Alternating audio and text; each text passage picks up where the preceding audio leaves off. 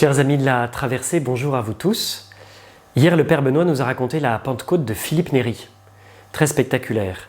Et aujourd'hui, la question que nous allons affronter, c'est celle-ci. Pourquoi avons-nous besoin de l'Esprit Saint? Pourquoi est-il si nécessaire à nos vies chrétiennes? Pourquoi est-ce qu'on ne peut pas s'en passer? Alors, je voulais vous donner deux types de réponses. La première réponse qu'on peut donner, c'est de dire, quand on voit nos difficultés à suivre sérieusement Jésus, c'est-à-dire nos blocages, nos paresses, nos tiédeurs, nos péchés, nos découragements, nos épreuves, etc. Quand on voit aussi les exigences de la vie chrétienne, c'est-à-dire Jésus qui nous dit « aimez vos ennemis », ou alors Jésus qui nous dit « celui qui veut être mon disciple, qu'il renonce à lui-même, qu'il prenne sa croix et qu'il me suive ». Enfin, vous voyez, donc c'est déjà au niveau, quoi. Quand on voit l'état du monde, et que Jésus nous envoie dans le monde, il compte sur nous pour lui annoncer la bonne nouvelle et le transformer, je pense que tous, intérieurement, on a l'idée de se dire en fait, je ne vais pas y arriver. On n'y arrivera pas, c'est juste impossible. Et presque, on pourrait même se dire, j'ai même pas envie d'essayer. Sans Dieu, sans l'aide de l'Esprit Saint, en fait, on ne peut rien faire.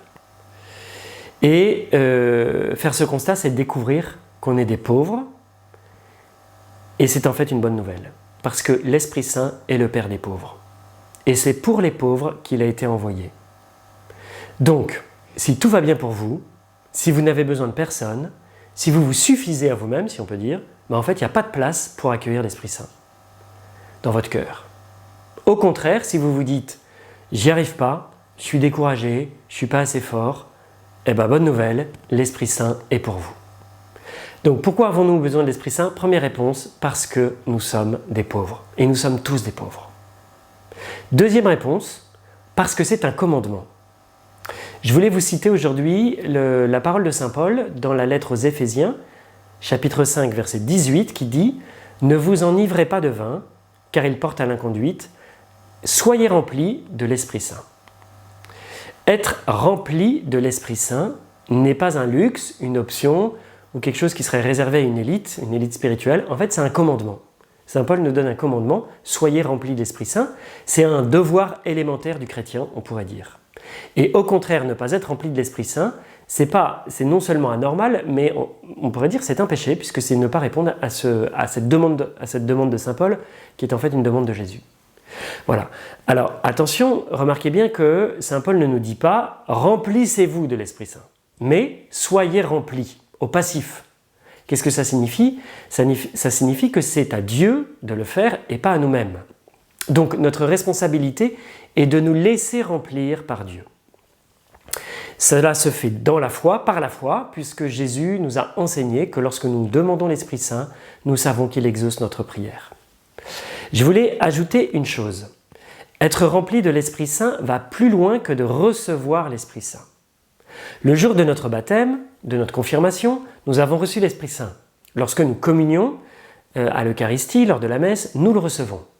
Mais être rempli de l'Esprit Saint, comme le dit Saint Paul, c'est-à-dire recevoir l'Esprit Saint en plénitude, c'est le mot qu'il y a derrière, c'est en fait laisser à l'Esprit Saint les commandes de notre vie. Pour prendre une image très simple, si notre vie est un appartement avec des nombreuses pièces, lorsque nous avons dit oui à Jésus, nous lui avons ouvert la porte d'entrée. On l'a invité à entrer chez nous. Et Jésus, en entrant chez nous, nous a apporté la lumière, la paix et a commencé à faire le ménage. Au début, cette visite est vraiment fantastique. Mais au bout d'un certain temps, on commence à trouver Jésus peut-être un peu dérangeant, peut-être un peu exigeant.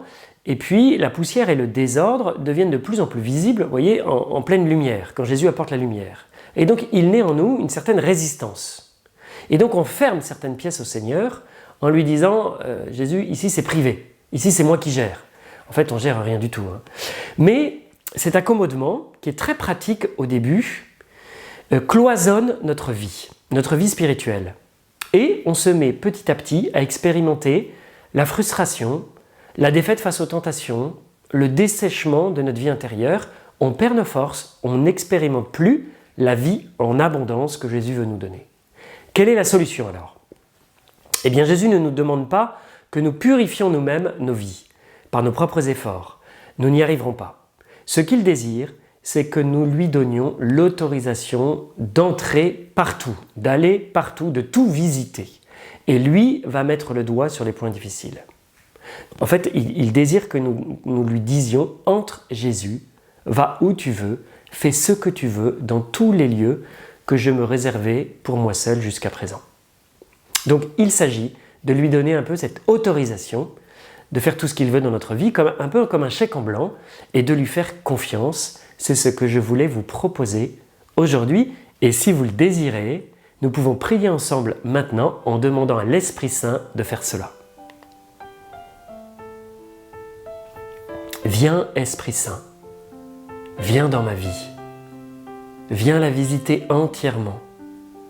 Lave ce qui est souillé, baigne ce qui est aride, guéris ce qui est blessé, assouplis ce qui est raide, réchauffe ce qui est froid, redresse ce qui est dévié.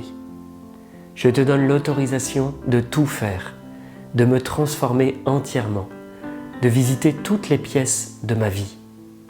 Esprit Saint, j'ai confiance en toi. Merci et bonne journée avec l'Esprit Saint.